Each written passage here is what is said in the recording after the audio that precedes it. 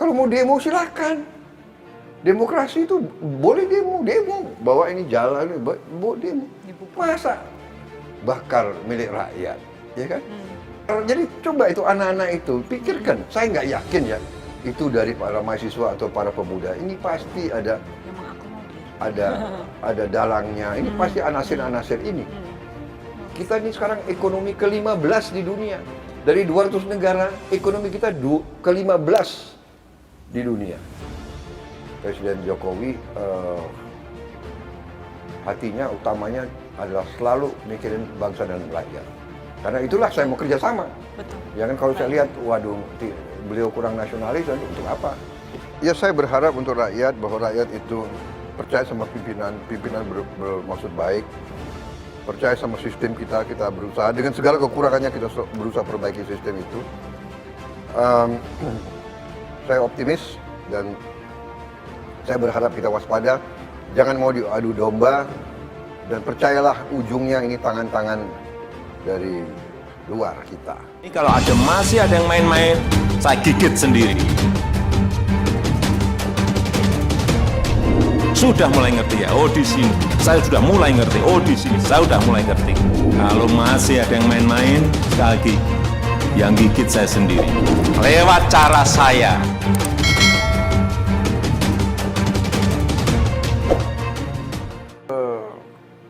Banyak sekarang ini yang kemarin demo itu belum baca hasil Omnibus Law itu, dan banyak hoax. Ya. Banyak hoax di mana-mana, seolah ini nggak ada, itu nggak ada, dikurangi. Dan saya ingin memberi peringatan, hoax ini berarti ada yang ingin menciptakan kekacauan. Nah, ya kan? Dan saya punya suatu keyakinan ini justru berasal dari luar negeri. Ada kekuatan-kekuatan asing, ada negara-negara tertentu di yang tidak pernah suka Indonesia aman dan maju. Itu. Jadi ya ini, jadi kadang-kadang tokoh-tokoh kita lihat benar, dia yakin dia benar, dan tapi dia lakukan sesuatu, dia tidak sadar sebetulnya ini permainan orang lain. Jadi banyak sekali yang mau dirapihkan, disederhanakan, birokrasi dipangkas supaya timbul pertumbuhan. Jadi, tanpa pertumbuhan tidak mungkin ada perbaikan kehidupan ekonomi.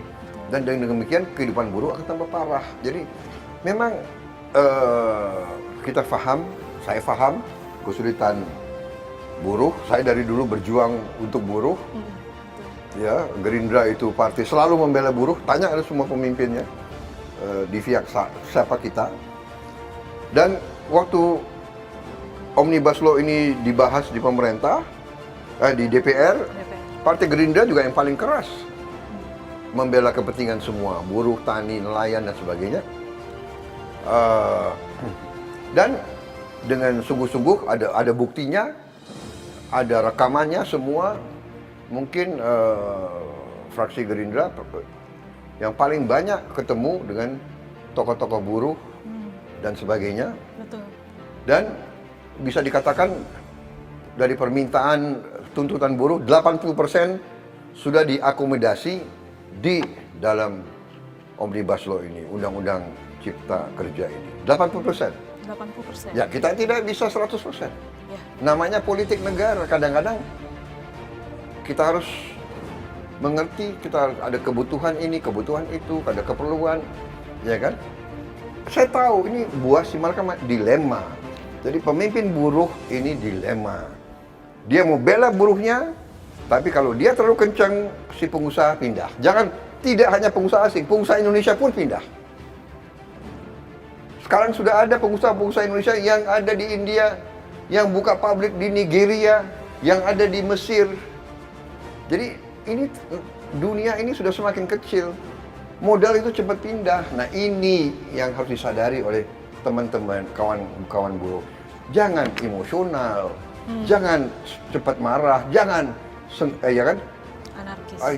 Jangan mudah untuk mau bikin aksi massa sehingga munculnya adalah vandalisme. Ya kan? Nah, kalau nanti yang dibakar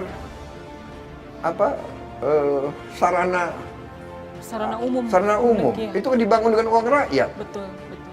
Untuk kepentingan rakyat dibakar. Jadi coba itu anak-anak itu pikirkan. Saya nggak yakin ya itu dari para mahasiswa atau para pemuda. Ini pasti ada Memang aku mau.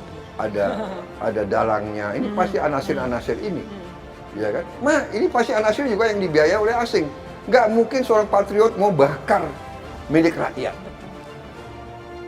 Kalau mau demo silakan. Demokrasi itu boleh demo. Bawa ini jalan, bawa demo. Masa bakar milik rakyat, ya kan? Benar nggak? Betul. Jadi kalau sudah begitu kita harus sangat-sangat waspada. Betul sekali. Ini yang dalang ini tidak bertanggung jawab sama sekali. Saya sangat prihatin, ya kan? Ya kan ada hoax bahwa upah minimum dihapus, itu dibaca dong, ya kan? Tidak seperti itu, ya kan? Betul. Jadi dibaca telitinya itu. Jadi ada memang tentang pesangon, ya kan? Tapi pelaksananya juga nanti kan bisa dinego dengan perusahaan-perusahaan itu, ya kan?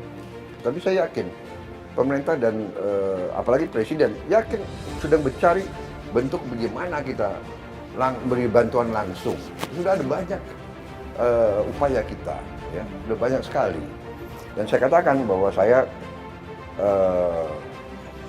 yakin dan percaya bahwa Presiden Jokowi hatinya utamanya adalah selalu mikirin bangsa dan rakyat. Karena itulah saya mau kerjasama. Betul. Ya kan kalau saya lihat, waduh, beliau kurang nasionalis, untuk apa? Kan begitu, ya kan? Kita ini sekarang ekonomi ke-15 di dunia. Dari 200 negara, ekonomi kita ke-15 di dunia. Ya kan? Dan diramalkan kita akan jadi ekonomi ke-5, ekonomi ke-6 atau ke-5 dalam berapa tahun yang lalu. Bahwa masih ada ketidakadilan. Yes, ini sedang kita perjuangkan, ya kan? Bahwa sumber alam kita banyak dicuri, yes, ini harus kita amankan. Jadi kalau Anda tanya, fokus saya, pertahanan harus kuat. Ini food estate juga begitu, ini akan menciptakan lapangan kerja. Kita buka lahan-lahan yang banyak, 1 juta hektar, 2 juta hektar, 3 juta hektar, 10 juta hektar, ini menyerap lapangan kerja, ya kan? Ekonomi berjalan. Kawasan 30.000 hektar perlu 1 pabrik. Habis itu hasil pabrik perlu diangkut dengan kapal, dengan kereta api. Ini semua lapangan kerja semua. Harus ada pertumbuhan yang drastis, ya kan? Maksudnya presiden sangat strategik. Daripada kita uang yang susah kita import makanan dari luar, ya kan? Kita ciptakan uang itu beredar di Indonesia. Jadi rakyat itu punya pekerjaan. Ya saya berharap untuk rakyat bahwa rakyat itu percaya sama pimpinan bermaksud baik, percaya sama sistem kita berusaha dengan segala kekurangannya kita berusaha perbaiki sistem itu. Saya optimis dan saya berharap kita waspada, jangan mau diadu domba dan percayalah ujungnya ini tangan-tangan dari luar kita. Ya, kita harus waspada, kita perbaikilah kekurangan-kekurangannya.